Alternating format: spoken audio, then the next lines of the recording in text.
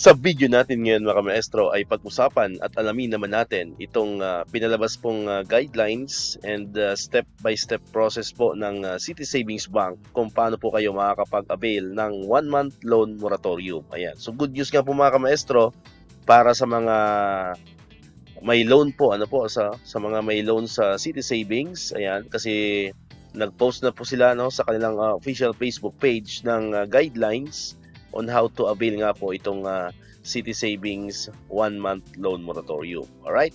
So ito po yung post nila. Kahapon po ito na i-post. So credits po, credits sa official Facebook page ng City Savings Bank. Sa kanila po natin kinuha itong mga video or mga image na ipapakita po natin. So ito po hindi natin pagmamayari. Ito po yung pagmamayari ng City Savings Bank Facebook page. Alright? So nakalagay dyan, ito na ang details na kailangan nyo nang malaman para makapag-avail ng loan moratorium with City Savings Bank. Kung ready na kayong mag-avail, fill up our online loan moratorium availment form by scanning the QR code. So mag-fill up po pala kayo ng online form via QR code. Papakita po natin yan mamaya yung QR code. Para yung mga interested po na mag-avail ng 1-month loan moratorium, pwede nyo pong scan yung QR code later. Alright? So nakalagay din po dyan, important notice, to access and proceed with the loan moratorium availment form, make sure you are signed in to your DepEd email address. So syempre kailangan po nabubuksan ninyo ang inyong DepEd email address. Mga maestro, yung DepEd account po ninyo na ginagamit. Okay? Ayan. Then ito po yung mga details niya, yung mga contact details, na pwede nyo puntahan or para mag-inform po kayo regarding dito sa loan moratorium.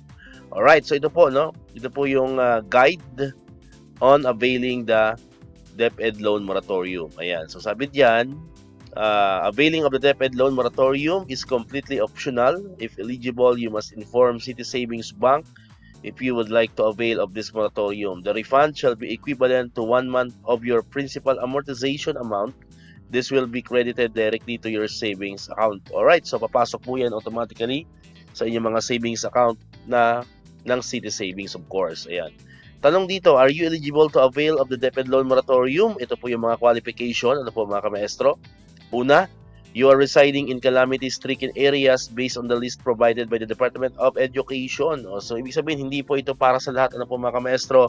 So, kailangan po ang area po ninyo ay nakalista, doon sa calamity-stricken area. So, malinaw po yan, kasi marami mga nagtatanong, nababasa ko po sa mga comments sa mga posts, na bakit daw sila hindi kasama sa loan moratorium. So, automatic po yon.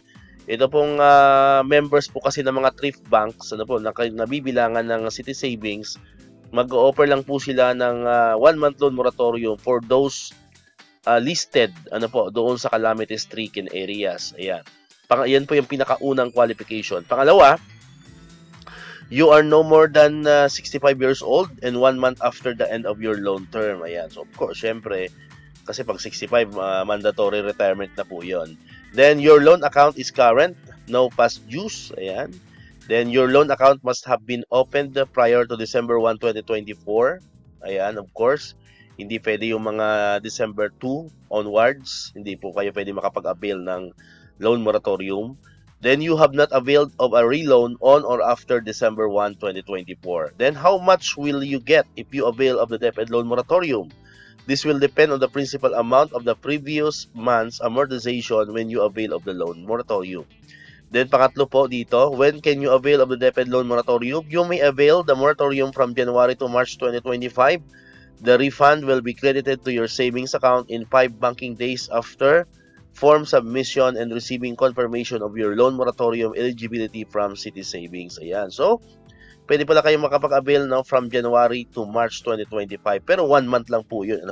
Baka isipin nyo kasi January to February to March ay may loan moratorium po kayo. So within the month or within the period of January to March 2025, pero 1 month loan moratorium lang po yun, mga kamaestro. Okay?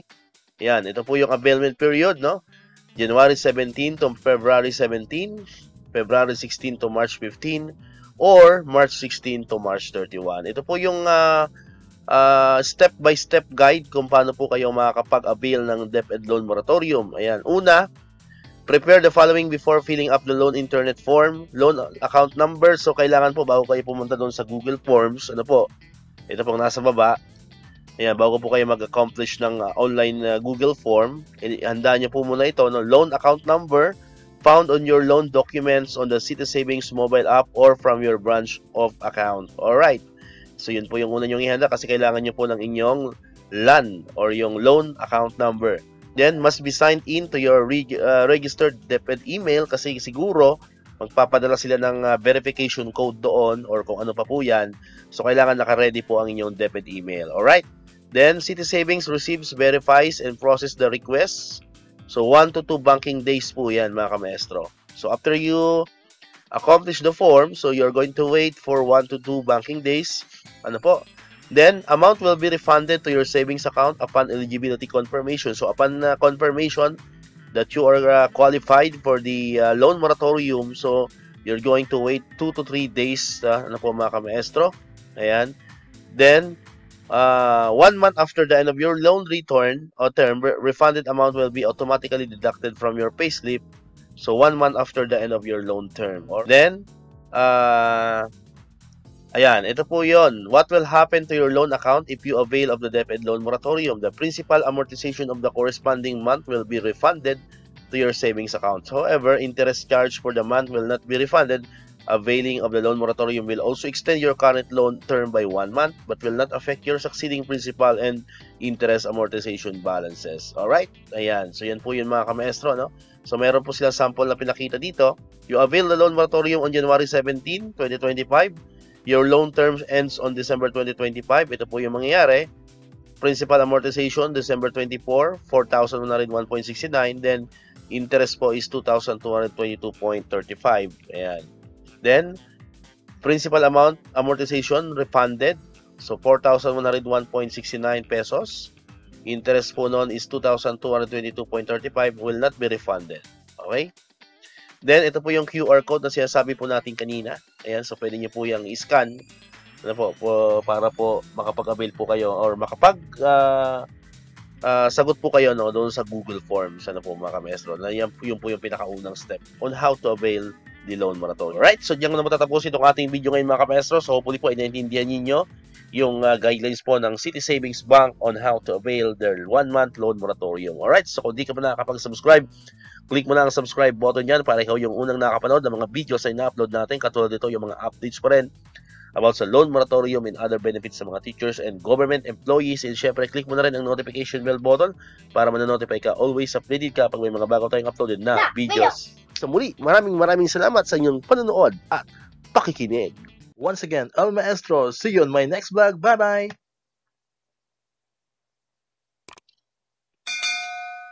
1, 2, 3, come on!